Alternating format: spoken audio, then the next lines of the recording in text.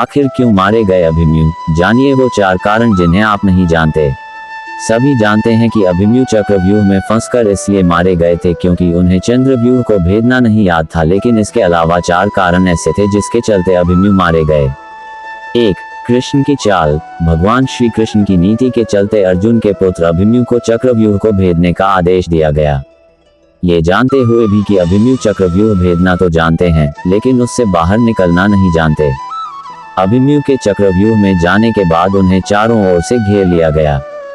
घेरकर उनकी जयद्रथ सहित 7 योद्धाओं द्वारा निर्मम तरीके से हत्या कर दी गई, जो कि युद्ध के नियमों के विरुद्ध था। कहते हैं कि श्री कृष्ण यही चाहते थे। जब नियम एक बार एक पक्ष तोड़ देता है तो दूसरे पक्ष को भी इसे तोड़ने का मौका मिलता है। 2. अन्य योद्धा अभिमन्यु के साथ नहीं जा पाए। प्रारंभ में यही सोचा गया था कि अभिमन्यु व्यूह को तोड़ेगा और उसके साथ अन्य योद्धा भी उसके पीछे से चक्रव्यूह में अंदर घुस जाएंगे। लेकिन जैसे ही अभिमन्यु घुसा और व्यूह फिर से बदला और पहली कतार पहले से ज्यादा मजबूत हो गई तो पीछे के योद्धा भीम, सात्यकी, नकुल, सहदेव कोई भी अंदर घुस ही नहीं पाए।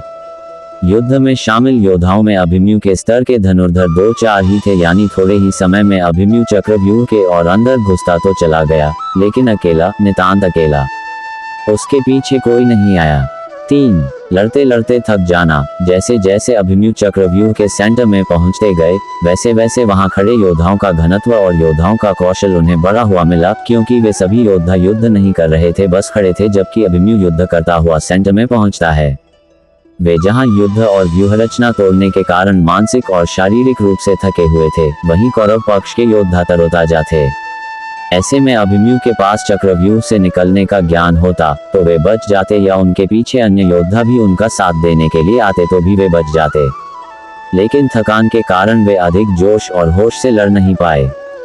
4. युद्ध नियम के विरुद्ध हत्या। अर्जुन पुत्र अभिमन्यु चक्रव्यूह भेदने के लिए उसमें घुस गया। चक्रव्यूह में प्रवेश करने के बाद अभिमन्यु ने कुशलतापूर्वक चक्रव्यूह के 6 चरण भेद लिए। इस दौरान अभिमन्यु द्वारा दुर्योधन के पुत्र लक्ष्मण का वध किया गया। अपने पुत्र को मृत देख दुर्योधन के क्रोध की कोई सीमा न रही। तब कौरवों ने युद्ध के सारे नियम ताक में रख दिए। 6 चरण पार करने के बाद अभिमन्यु जैसे ही 7वें और आखिरी चरण पर पहुंचे तो उसे दुर्योधन, जयद्रथ आदि 9 महारथियों ने घेर लिया। अभिमन्यु फिर भी साहपूर्वक उनसे लड़ते रहे। सभी ने मिलकर अभिमन्यु के रथ के घोड़ों को मार दिया। फिर भी अपनी रक्षा करने के लिए अभिमन्यु ने अपने रथ के पहिए को अपने ऊपर रक्षा कवच बनाते हुए रख लिया और दाएं हाथ से तलवारबाजी करता रहा। कुछ देर बाद अभिमन्यु की तलवार टूट गई और रथ का पहिया भी चकनाचूर हो गया। अब अभिमन्यु निहत्था था। युद्ध के नियम के तहत निहत्थे पर वार नहीं करना था, किंतु तभी पीछे से निहत्थे अभिमन्यु पर जोरदार तलवार का प्रहार किया। इसके बाद एक के बाद एक सभी योद्धाओं ने उस पर वार कर दिए। अभिमन्यु वहां वीरगति को प्राप्त हो गया। अभिमन्यु की मृत्यु का समाचार जब अर्जुन को मिला तो वे बेहद क्रोधित हो उठे और अपने पुत्र की मृत्यु के लिए शत्रुओं का सर्वनाश करने का फैसला किया। सबसे पहले उन्होंने कल की संध्या का सूर्य ढलने के पूर्व जयद्रथ को मारने की शपथ ली।